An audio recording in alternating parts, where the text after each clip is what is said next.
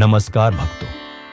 आज मैं आपको एक ऐसा दिव्य, दुर्लभ और रहस्यमय मंत्र सुनाने जा रहा हूं, जिसे बड़े बड़े साधक और तांत्रिक भी गुप्त रखते हैं। कहते हैं, इस मंत्र की शक्ति इतनी प्रबल है कि यदि आप इसे केवल 27 मिनट तक पूरी श्रद्धा से सुन लें, तो जीवन के हर रुके हुए काम, पैसों की समस्या, व्यापार में नुकसान, सब कुछ एक एक करके स्वयं श्री हरि विष्णु और मां लक्ष्मी की कृपा से समाप्त हो जाता है। लेकिन ध्यान रखिए, इस मंत्र को अधूरा सुनना वर्जित है। यदि आपने इस मंत्र को अधूरी श्रद्धा से सुना, तो इसका असर उल्टा भी हो सकता है। और अगर पूरे मन से पूरे 27 मिनट तक सुना, तो जो चमत्कार होता है वह आपकी कल्पनाओं से परे है। और हां दोस्तों, अगर आप सच में चाहते हैं कि आपके जीवन में भी लक्ष्मी का आगमन हो, तो अभी इस वीडियो को लाइक जरूर करें, नीचे कमेंट करके जय श्री हरि विष्णु लिखें और ऐसे दिव्य ज्ञान के लिए हमारे चैनल सनातन ज्ञान को सब्सक्राइब करना बिल्कुल न भूलें। भक्तों, काशी के एक युवक ने जब इसे पहली बार पूरी श्रद्धा से सुना, तो अगले ही दिन उसे 18 महीने से रुकी हुई सैलरी का पेमेंट मिल गया। और एक व्यापारी ने तो मजाक में सुन लिया था, और अब उसकी दुकान दिन रात चल रही है। तो भक्तों, आंखें बंद कीजिए, मन को शांत कीजिए और सच्चे भाव से श्री हरि विष्णु और मां लक्ष्मी का स्मरण करते हुए इस दुर्लभ मंत्र को सुनिए पूरे 27 मिनट तक। भक्तों, इस मंत्र के साथ यदि आप एक छोटा सा उपाय भी करें, तो श्री हरि विष्णु और महालक्ष्मी की कृपा एक साथ बरसने लगती है। उपाय यह है कि हर गुरुवार या शुक्रवार प्रातः स्नान करके घर के मंदिर में पीले फूल, तुलसी के पत्ते और एक मिठाई, लड्डू या पेड़ा चढ़ाएं। फिर दोनों हाथ जोड़कर 3 बार यह कहें कि हे श्री हरि विष्णु, हे महालक्ष्मी माता, मेरे जीवन से दरिद्रता दूर करें, कृपा करें और मेरे इस गरीब की पुकार सुनिए,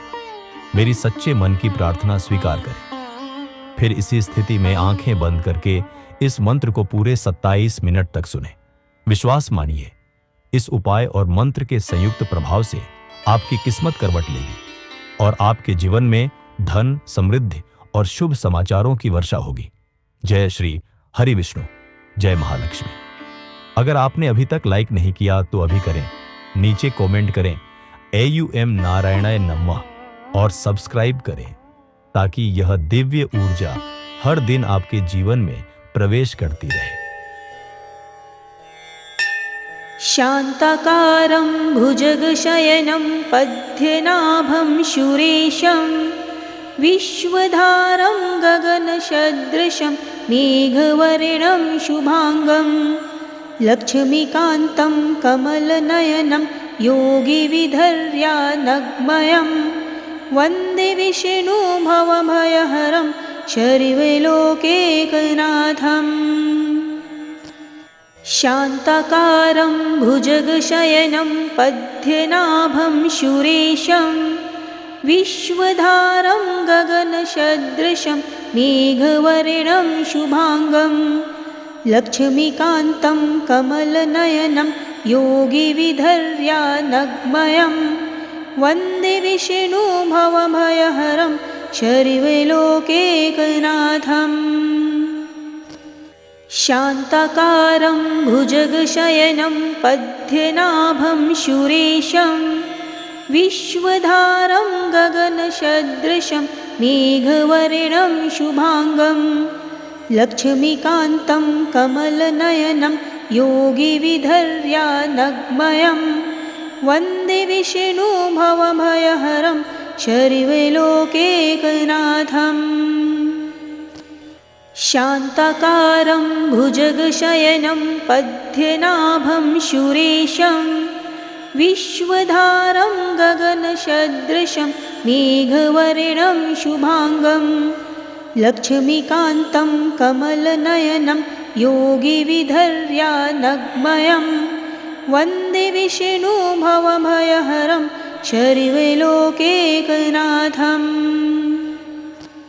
शान्ताकारं भुजगशयनं पद्मनाभं सुरेशं विश्वधारं गगनसदृशं मेघवर्णं शुभाङ्गं लक्ष्मीकान्तं कमलनयनं योगिविधर्यानग्मयं वन्दे विष्णुभवभयहरं सर्वलोकैकनाथम् शान्ताकारं भुजगशयनं पद्मनाभं सुरेशं विश्वधारं गगनसदृशं मेघवर्णं शुभाङ्गं लक्ष्मीकान्तं कमलनयनं योगिविधर्यानग्मयं वन्दे विष्णुभवभयहरं सर्वलोकैकनाथम् शान्ताकारं भुजगशयनं पद्मनाभं सुरेशं विश्वधारं गगनसदृशं मेघवर्णं शुभाङ्गं लक्ष्मीकान्तं कमलनयनं योगिविधर्यानग्मयं वन्दे विष्णुभवभयहरं सर्वलोकैकनाथम् शान्ताकारं भुजगशयनं पद्मनाभं सुरेशं विश्वधारं गगनसदृशं मेघवर्णं शुभाङ्गं लक्ष्मीकान्तं कमलनयनं योगिविधर्यानग्मयं वन्दे विष्णुभवभयहरं सर्वलोकैकनाथम् शान्ताकारं भुजगशयनं पद्मनाभं सुरेशं विश्वधारं गगनसदृशं मेघवर्णं शुभाङ्गं लक्ष्मीकान्तं कमलनयनं योगिविधर्यानग्मयं वन्दे विष्णुभवभयहरं सर्वलोकैकनाथम् शान्ताकारं भुजगशयनं पद्मनाभं सुरेशं विश्वधारं गगनसदृशं मेघवर्णं शुभाङ्गं लक्ष्मीकान्तं कमलनयनं योगिविधर्यानग्मयं वन्दे विष्णुभवभयहरं सर्वलोकैकनाथम् शान्ताकारं भुजगशयनं पद्मनाभं सुरेशं विश्वधारं गगनसदृशं मेघवर्णं शुभाङ्गं लक्ष्मीकान्तं कमलनयनं योगिविधर्यानग्मयं वन्दे विष्णुभवभयहरं सर्वलोकैकनाथम् शान्ताकारं भुजगशयनं पद्मनाभं सुरेशं विश्वधारं गगनसदृशं मेघवर्णं शुभाङ्गं लक्ष्मीकान्तं कमलनयनं योगिविधर्यानग्मयं वन्दे विष्णुभवभयहरं सर्वलोकैकनाथम् शान्ताकारं भुजगशयनं पद्मनाभं सुरेशं विश्वधारं गगनसदृशं मेघवर्णं शुभाङ्गं लक्ष्मीकान्तं कमलनयनं योगिविधर्यानग्मयं वन्दे विष्णुभवभयहरं सर्वलोकैकनाथम् शान्ताकारं भुजगशयनं पद्मनाभं सुरेशं विश्वधारं गगनसदृशं मेघवर्णं शुभाङ्गं लक्ष्मीकान्तं कमलनयनं योगिविधर्यानग्मयं वन्दे विष्णुभवभयहरं सर्वलोकैकनाथम् शान्ताकारं भुजगशयनं पद्मनाभं सुरेशं विश्वधारं गगनसदृशं मेघवर्णं शुभाङ्गं लक्ष्मीकान्तं कमलनयनं योगिविधर्यानग्मयं वन्दे विष्णुभवभयहरं शर्वलोकैकनाथम् शान्ताकारं भुजगशयनं पद्मनाभं सुरेशं विश्वधारं गगनसदृशं मेघवर्णं शुभांगं लक्ष्मीकान्तं कमलनयनं योगिविधर्यानग्मयं वन्दे विष्णुभवभयहरं शर्वलोकैकनाथम् शान्ताकारं भुजगशयनं पद्मनाभं सुरेशं विश्वधारं गगनसदृशं मेघवर्णं शुभांगं लक्ष्मीकान्तं कमलनयनं योगिविधर्यानग्मयं वन्दे विष्णुभवभयहरं शर्वलोकैकनाथम् शान्ताकारं भुजगशयनं पद्मनाभं सुरेशं विश्वधारं गगनसदृशं मेघवर्णं शुभांगं लक्ष्मीकान्तं कमलनयनं योगिविधर्यानग्मयं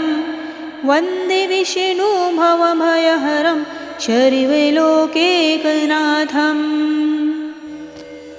शान्ताकारं भुजगशयनं पद्मनाभं सुरेशं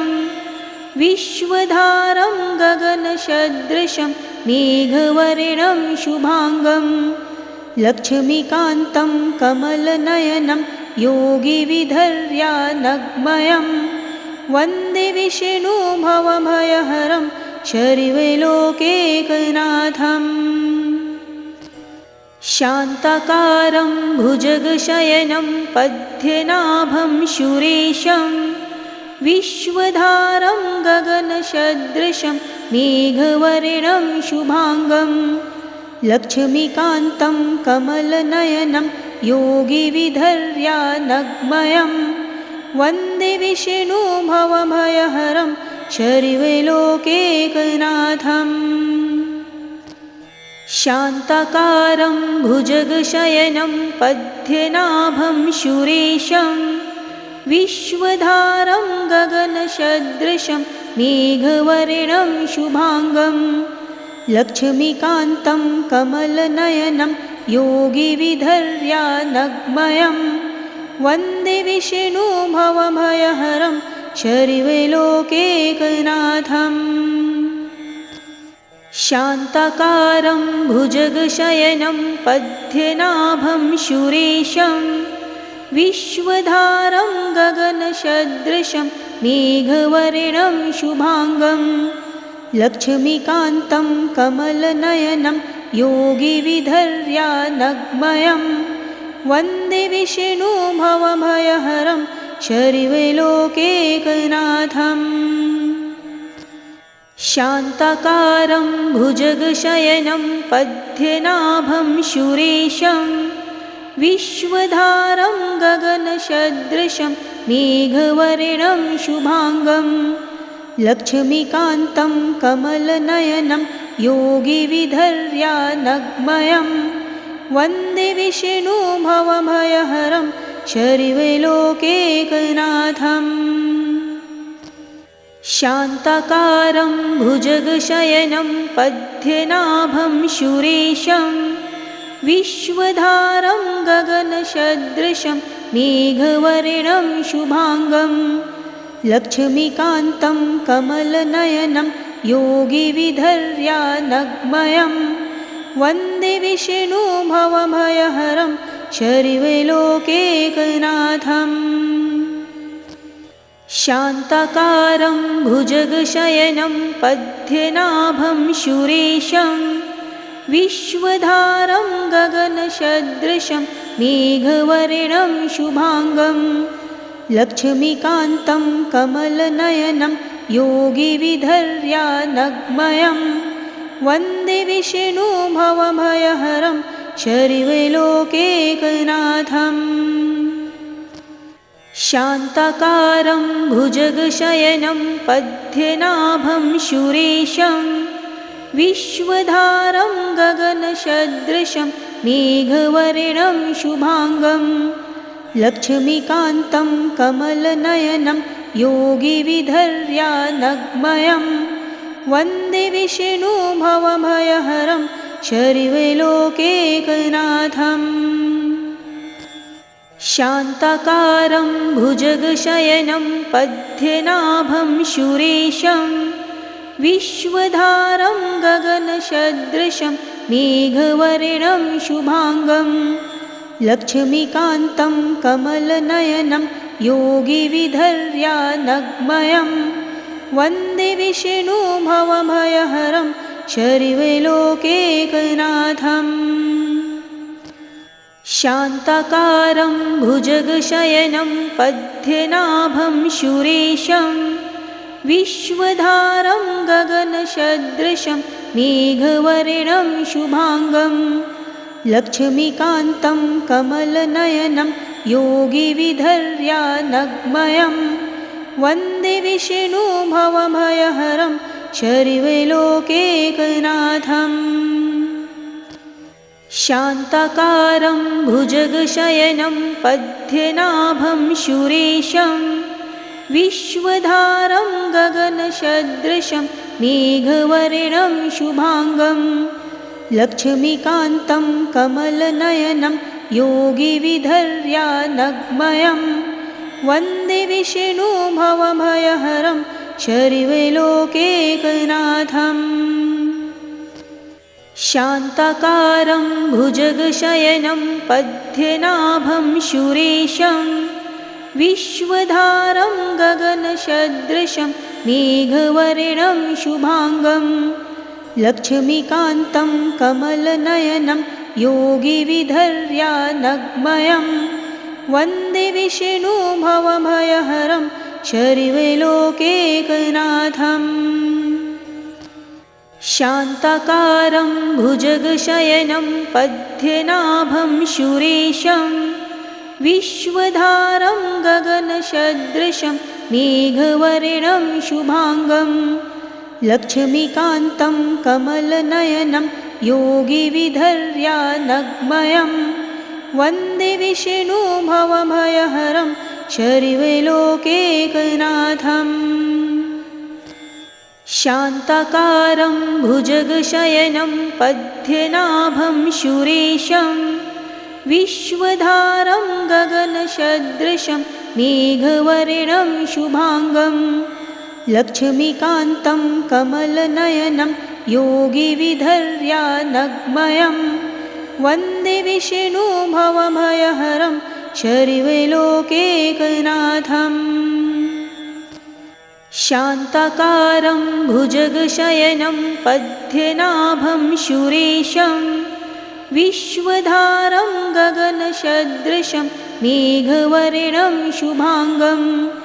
लक्ष्मीकान्तं कमलनयनं योगिविधर्यानग्मयं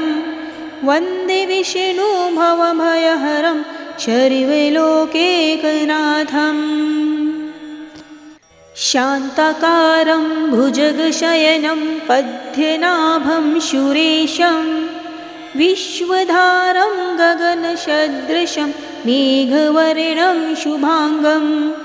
लक्ष्मीकान्तं कमलनयनं योगिविधर्यानग्मयं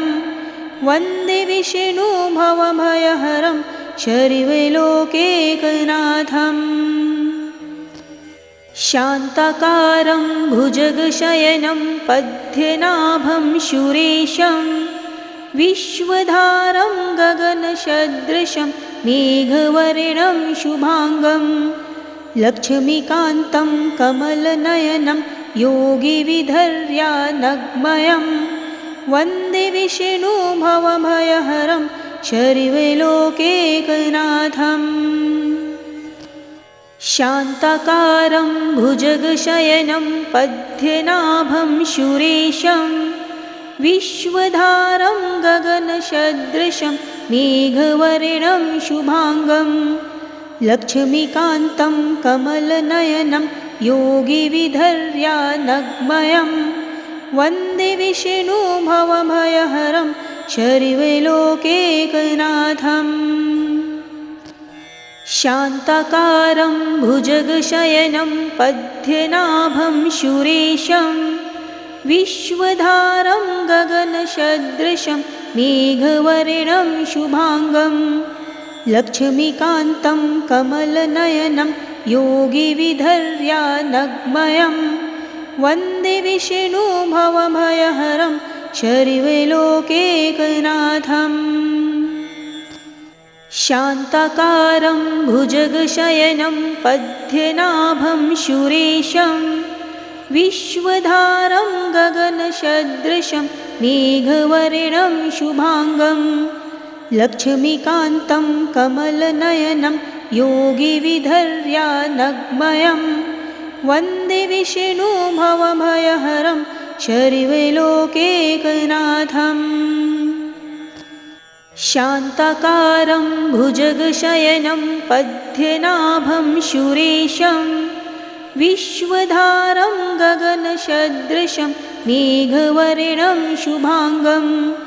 लक्ष्मीकान्तं कमलनयनं योगिविधर्यानग्मयं वन्दे विष्णु भवभयहरं सर्वलोकैकनाथम्। शान्ताकारं भुजगशयनं पद्मनाभं सुरेशं विश्वधारं गगनसदृशं मेघवर्णं शुभांगं लक्ष्मीकान्तं कमलनयनं योगिविधर्यानग्मयं वन्दे विष्णु भवभयहरं सर्वलोकैकनाथम्। शान्ताकारं भुजगशयनं पद्मनाभं सुरेशं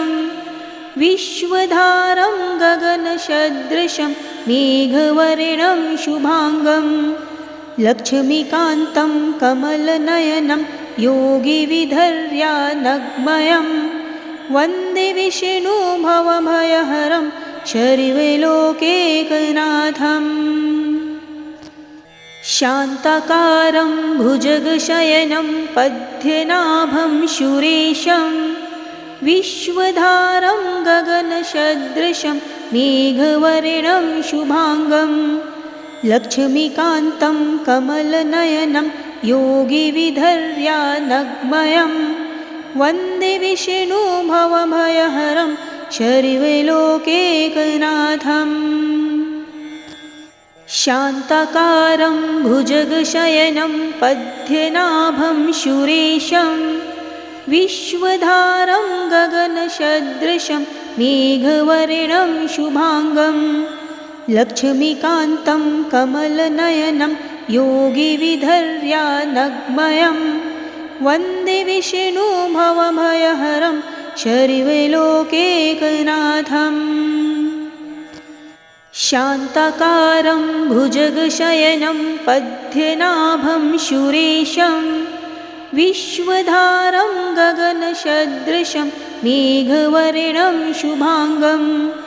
लक्ष्मीकान्तं कमलनयनं योगिविधर्यानग्मयं